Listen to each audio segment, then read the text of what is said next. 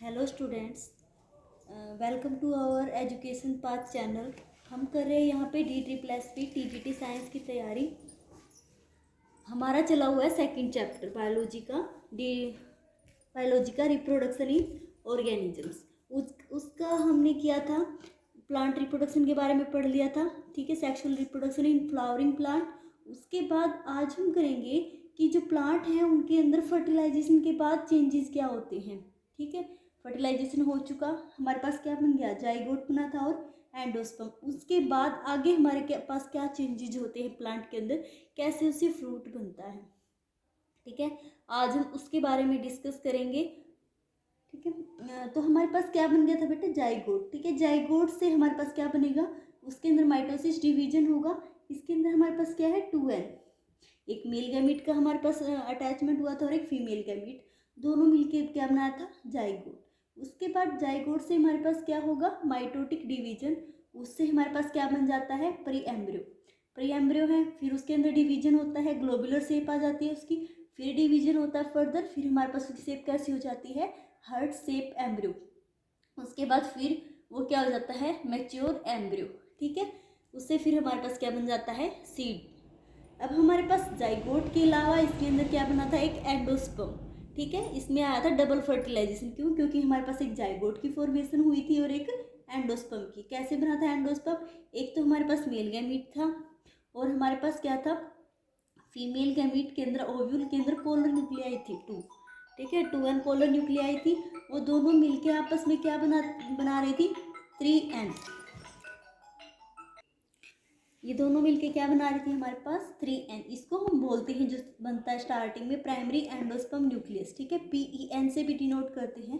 कई बार PN की full form भी पूछ लेते हैं कि क्या होता है ये, तो PN होता है प्राइमरी एंडोस्पर्म न्यूक्लियस। अब ये बन गया हमारे पास। अब जो 3n है, ये 3n क्यों, क्योंकि 2n हमारे पास किसका है, फीमेल का, और n किसका है, मेल गैमीट का, इसलिए इसको बोलते हैं ट्रिपल फ्यूजन। ठीक है, अब हमारे पास जो PEN है, प्राइमरी एंडोस्पर्म न्यूक्लियस, इसके अंदर क्या होता है, रिपीटेड माइटोसिस डिवीजन होता है। अब माइटोसिस में क्या होता है कि नंबर है जो हमारे पास न्यूक्लियस का, वो क्या रहता है, सेम। ठीक है, रिपीटेड माइटोटिक न्यूक्लियस डिवीजन होगा, उससे हमारे पास क्या है, बहुत सारी सेल बन जाती है। अब इसके अंदर क्या होता है, एक बार तो होता है फ्री, दो टाइप के हो सकते हैं डिवीजन। एक तो हो सकता है फ्री न्यूक्लियर, मतलब जिसके अंदर बहुत सारे न्यूक्लियस होंगे एंडोस्पर्म के अंदर। एक क्या हो सकती है, न्यूक्लियस के साथ साथ की भी फॉर्मेशन। अब जैसे कोकोनट है हमारे पास, कोकोनट के अंदर क्या होता है, बीच में वाटर होता है और उसके सराउंड क्या होता है, वाइट पार्ट। अब जो वाटर है, ये क्या होता है, ये होता है फ्री न्यूक्लियर एंडोस्पर्म। इसके अंदर सिर्फ न्यूक्लियस का डिवीजन होता रहता है। ठीक है, फ्रीली माइटोटिक डिवीजन। बट उसके साथ सेलुलर डिवीजन होता है, वो क्या होता है, वाइट पार्ट। ठीक है, कोकोनट का वाइट पार्ट है, उसके अंदर सेलुलर एंडोस्पर्म होता है। अगर हमारे पास फ्री न्यूक्लियर है तो किसके अंदर है, वो वाटर के अंदर। अब जो प्लांट्स हैं, या बोल सकते हैं सीड हैं, वो दो टाइप के हो सकते हैं, एक एंडोस्पर्मिक एल्बुमिनस प्लांट या फिर नॉन एंडोस्पर्मिक। एंडोस्पर्मिक जैसे नाम से ही पता चल रहा है, एंडोस्पर्मिक जिसमें क्या होगा, जो फूड है, सीड है, उसमें एम्ब्रियो के अंदर जो फूड स्टोर होगा वो कौन का करेगा, एंडोस्पर्म। ठीक है, फूड की सीड को फूड कहाँ से मिलेगा, एंडोस्पर्म से। ठीक है, जैसे हमारे पास बेयरली है, मेज है, वीट है, कैस्टर है, कोकोनट्स हैं, ये किसके एग्जाम्पल है, पूछ सकता है कई बार, एल्बुमिनस प्लांट के एग्जाम्पल बताओ, तो वो आते हैं हमारे पास बेयरली, मेज, वीट, कैस्टर, कोकोनट। उसके बाद अगर बोले हम नॉन एंडोस्पर्मिक, तो नॉन एंडोस्पर्मिक कौन से होते हैं, इसमें हमारे पास क्या होती है, सीड की मैच्योरेशन से पहले ही, सीड मैच्योर नहीं होता उससे पहले ही एम्ब्रियो क्या कर लेता है, सारा का सारा एंडोस्पर्म कंज्यूम कर लेता है। अगर उसने कंज्यूम कर लिया तो हमारे पास सीड की फॉर्मेशन के बाद क्या है, एम्ब्रियो, एंडोस्पर्म नहीं बचेगा, तो उस प्लांट को बोलते हैं नॉन एंडोस्पर्मिक।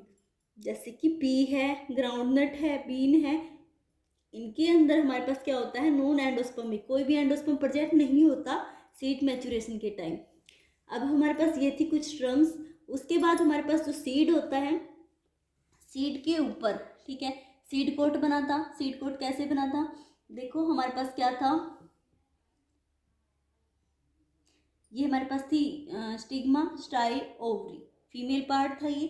ओवरी के अंदर हमारे पास क्या था, ओव्यूल, इसके अंदर हमारे पास क्या बन गया, एम्ब्रियो। अब ये जो ओव्यूल है, ओव्यूल की इंटेगुमेंट थी, उसे किसकी इंटेगुमेंट बनी, सीड कोट बना, एम्ब्रियो से इसको सीड बन गया, इसकी जो ओवरी की थी, सॉरी ओव्यूल की इंटेगुमेंट थी, उससे सीड कोट की फॉर्मेशन हुई, और इससे हमारे पास क्या बनता है, ये जो है ओव्यूल, सॉरी ओवरी, ये ओव्यूल है, ये ओवरी है, ओवरी की जो मेम्ब्रेन है वो क्या बनाती है, पेरिस्पर्म। पेरिस्पर्म जो होता है फ्रूट की जो आउटर कवरिंग होती है, ठीक है। अब जो ये सीड कोट है, इसके ऊपर क्या होता है, एक पोर प्रेजेंट होता है, उस पोर को बोलते हैं माइक्रोपाइल, ठीक है, जहाँ से किसकी एंट्री होती है, ऑक्सीजन की या फिर वाटर की। अब कोई भी सीड है उसको जर्मिनेट होने के लिए क्या चाहिए, वाटर या फिर ऑक्सीजन, ठीक है, कोई भी न्यूट्रिशन चाहिए उसको, तो वो कहाँ से आता है, सीड के अंदर। अब बाहर तो हार्ड कवरिंग होती है सीड की, ये माइक्रोपाइल के थ्रू आता है, ठीक है। फिर आती है डोरमेंसी। डोरमेंसी क्या होती है, ये इनएक्टिव स्टेज होती है किसी भी सीड की। कई बार क्या देखा होगा आप लोगों ने, सीड है वो बहुत लंबे टाइम तक एज इट इज़ पड़ा है, वो जर्मिनेट नहीं होता, तो इसका मतलब क्या है कि उसको डोरमेंसी आई हुई है। डोरमेंसी मतलब उसको जर्मिनेट होने के लिए कुछ फेवरेबल कंडीशन चाहिए, ठीक है। हो सकता है उसकी जो सीड कोट है वो ज़्यादा हार्ड हो, या फिर उसे प्रॉपर न्यूट्रिशन नहीं मिल रहा, वाटर नहीं मिल रहा, तो किसी भी वजह से वो क्या हो जाता है, इनएक्टिव। उस स्टेज को हो सकता है वो 1 मंथ के लिए, 2 मंथ के लिए, तो उस स्टेज को बोलते हैं डोरमेंसी। अब कुछ क्या होते हैं, कुछ प्लांट के जो सीड हैं वो बहुत 1000 साल तक हम प्रिजर्व कर सकते हैं, मतलब वो जर्मिनेट नहीं होते। जैसे कि एक प्लांट है लुपिनस आर्किटिकस, ठीक है, तो ये इस प्लांट का क्या है, जो सीड है वो 10,000 ईयर्स तक क्या रहता है, वायबल। वायबल का मतलब है 10,000 साल के बाद भी उसको हम जर्मिनेट करवा सकते हैं, ठीक है, इसको बोलते हैं सीड वायबिलिटी। उसके बाद आता है पार्थिनोकार्पी। अब तक हमने पढ़ा था कि फर्टिलाइजेशन हुआ, उससे एम्ब्रियो बना, एम्ब्रियो से सीड बना, लेकिन कुछ प्लांट होते हैं जिसके अंदर क्या होती है, फ्रूट की डेवलपमेंट हो जाती है, लेकिन विदाउट फर्टिलाइजेशन। अब तक हमने एम्ब्रियो बनाया, एम्ब्रियो से आगे सीड बन गया, सीड से फिर आगे फ्रूट बन जाता है। लेकिन अगर हम बोलें कि फर्टिलाइजेशन हो ही ना, विदाउट फर्टिलाइजेशन किसकी फॉर्मेशन हो जाती है, फ्रूट की, तो बोलते हैं पार्थिनोकार्पी। आप लोगों ने बनाना देखा होगा, उसके अंदर क्या होते हैं, सीड नहीं होते, तो पार्थिनोकार्पी टेक्निक से जो भी फ्रूट बनेंगे वो क्या होंगे, सीडलेस फ्रूट, ठीक है, उनके अंदर कोई सीड नहीं होंगे। अब सीड तो कैसे बनेगा, फर्टिलाइजेशन से, फर्टिलाइजेशन ही नहीं हुआ तो सीड नहीं बनेगा। तो बनाना है जैसे, वो पार्थिनोकार्पी प्रोसेस के थ्रू क्या बनता है, फ्रूट। अब फ्रूट है वो भी 2 टाइप के होते हैं, फॉल्स फ्रूट और ट्रू फ्रूट। अब ये ओवरी थी जो केवल सिर्फ ओवरी से बनते हैं, उनको तो बोलते हैं ट्रू फ्रूट। जो सिर्फ क्या बनते हैं, ओवरी, ये जो भी पार्ट था फ्लावर का, उसके नीचे स्वोलन पार्ट होता है, ये पेडिसल है, स्वोलन पार्ट होता है, इसको बोलते हैं थैलेमस। थैलेमस और ओवरी दोनों को मिला के हमारे पास क्या बनता है, फॉल्स फ्रूट, ठीक है। ये एग्जाम्पल है, जैसे एप्पल है, एप्पल वैसे फ्रूट है, लेकिन क्या बोलते हैं इसको, फॉल्स फ्रूट। ये किससे बनता है, थैलेमस और ओवरी से। तो कई बार एग्जाम्पल भी पूछ लेता है कि फॉल्स फ्रूट क्या है। तो आज हमारा प्लांट रिप्रोडक्शन कंप्लीट हो गया। कल से हम स्टार्ट करेंगे ह्यूमन रिप्रोडक्शन, ठीक है, male reproductive system, female reproductive system. तो आई होप स्टूडेंट्स आपको समझ में आया होगा। अगर आपको कोई डाउट होता है तो आप कमेंट में पूछ सकते हैं। Thank you for me watching. Thank you students.